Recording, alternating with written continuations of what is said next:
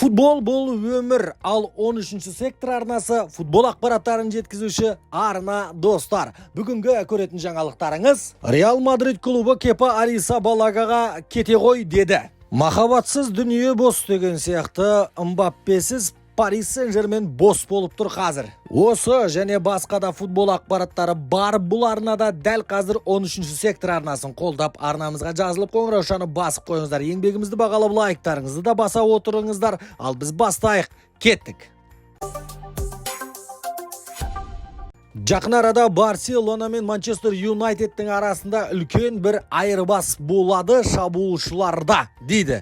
Енді Манчестер Юнайтед клубы Маркус Решфордты командадан босатуға дайын екендерін айтыпты, және де Барселонаның вингері Рафиня ұнайтындарын жеткізіпті. Енді Решфорд пен Рафиняны алмастырсақ қалай деген келіссөздер жаймен басталып жатыр, әзірге ауызша, дейді. Рафиня қазір 26 жаста, негізі жақсы деңгейде ойнап жүр, жарақат алып қалып жатқандығы болмаса. Ал Решфорд болса, осы маусымда өте әлсіз ойынды көрсетуде, бірақ соған қарамастан Рафиня қазіргі таңда трансфер-маркет порталында 60 миллион евро тұрады, ал Маркус Решфорд болса 75 миллион евро тұрады. Осы айырбасқа сіздердің ойларыңыз қалай? Жалпы ауызша келіссөздер басталды, бір-біріне ұсыныстарды жаймен жіберіп жатыр, дейді. Екі жақтың да айырбасқа көңілі толатын тәрізді. Әзірге бізге жеткен ақпараттар бойынша енді абыройлы басылымдар айтып жатқан жоқ, бірақ та дәл осындай сыбыстар шығып жатыр қазіргі таңда.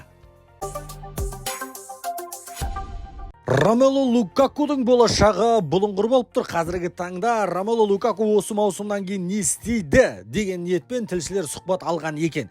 Енді Ромело Лукакудың өзі айтты: мен Челсиға қайтып бармаймын, себебі мен бұны басымнан өткіздім, қателіктерді қайталағым келмейді. Мен Ромада қалғым келеді, деді Ромело Лукаку. Челсида Ромело Лукакуды алғысы келіп отырғаны шамалы. Ромада қалса жақсы, өздерінің сұраған ақшасын берсе сатып жіберуге дайын. Ал енді Рома мен Челсидің арасында Лукакуды сатып алу құқығы Ромада 44 миллион евроға сатып ала алады. Бірақ та Рома бұны қымбат сынып отыр. 35 миллион евроға келіссек, дейді. Және де Лукакудың жалақысы өте үлкен екен. Бұл мәселенің бәрін шешу үшін Рома клубы Чемпиондар лигасының зонасына шығу керек. Чемпиондар лигасының зонасына шығатын болса, жақсы ақша бөлінеді Ромаға. Ал енді сол кезде Лукакуды сатып алуға да, жалақысын төлеуге де шамасы жетер еді. Егер Рома клубы Чемпиондар лигасының зонасына шықпай қалатын болса, Италияда Челси клубына Ромело Лукакуды алатын басқа клуб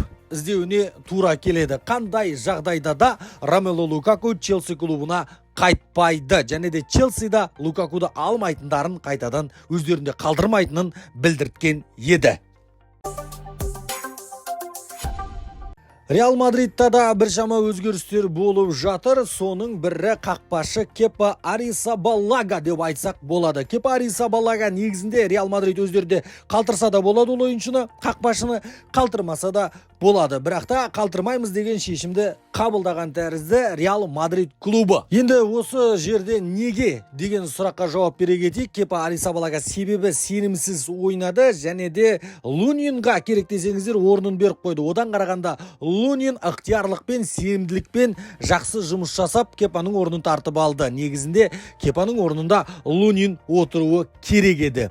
Ал енді ертең Куртуа келетін болса, Лунинмен керісінше Карло Анчелотти келісімшартты созып, екінші қақпашы Лунин қылып тағайындағысы келеді. Сондықтан да бұл бір себеп. Екінші себеп, Кепа Арризабалага жылына 8 миллион евро алады. Ондай ақшаны Реал Мадрид Кепаға төлегісі келмейді. Сондықтан да Кепа Арризабалага осы маусымнан кейін қайтадан Челсиға қайтатын болады.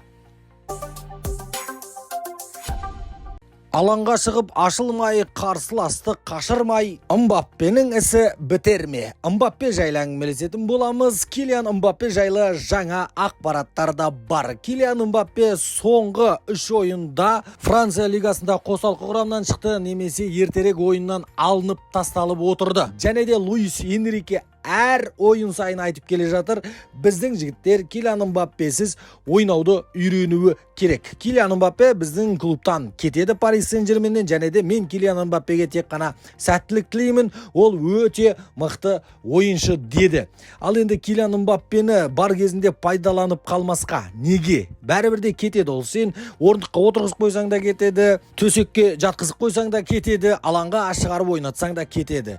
Керісінше қазіргі бар кезінде осы маусымда пайдаланып қалу керек сияқты, оған ерегеспей. Негізінде бұл жалпы айтуынша басылымдардың, бұл Энрикенің ісі емес, басшылықтың ісі. Басшылық Килиан Мбаппені осылай өздерінше жазалағысы келеді, алаңға шығармай деседі. Ал шығармай қойсын, соңғы Франция лигасындағы 3 ойында 3 тең ойын. Осы жақсы ма өздеріне? Франция лигасында бір бақталастық тудырғысы келіп жүр ма? Бақталас болып ойнағысы келіп жүр ма? Ертерек чемпион болмай қояйық деп ойлап жүр ма? Оның ешқайсысын түсінбедік. Енді Килиан Мбаппені осындай жағдайларда шығарғысы келмейді екен. Ал енді Килиан Мбаппе жайлы жаңа ақпараттарды, тың ақпараттарды Фабрицио Романо берді. Айтқан сөзі мірдің оғындай, көздеген жеріне дөп тиетін әлемдік футбол деңгейіндегі өте мықты инсайдер Фабрицио Романо болды. Мбаппе Реал Мадридтің ойыншысы деп санай берсеңіздер болады деді. Осының бәрі кері әсерін тигізіп жатыр қазіргі таңда Пари Сен-Жерменге. Енді Пари Сен-Жерменде бәрібірде соңына дейін ойнату керек меніңше Килиан Мбаппені. Чемпиондар лигасында да Реал Сосьедадтың мәселесін шешіп тастаған осы Мбаппе десек қателеспейміз. Керісінше алаңға шығарып, рахметін айтып, дұрыстап қоштасуы керек. Енді Килиан Мбаппенің Пари Сен-Жермен үшін сіңірген еңбегі өте көп, орасан зор деп санаймыз. Бүгінге осы достар, 13-ші сектор арнасына дәл қазір жазылмаған болсаңыздар жазылып қойыңыздар. Футбол ақпараттарын жеткізуші арна, және де жиі сіздермен жүздесіп, тілдесіп отыратын боламыз достар. Назарларыңызға рахмет, арнамызға жазылуды ұмытпаңыздар.